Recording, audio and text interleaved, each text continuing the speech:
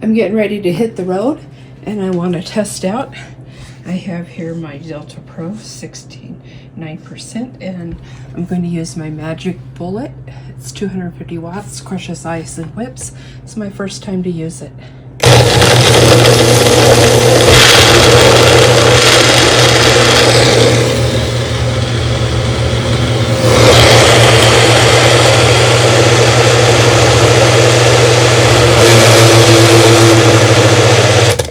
That's pineapple, peaches, and blueberries.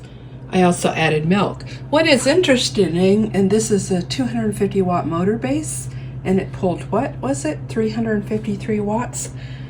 Good to know beforehand.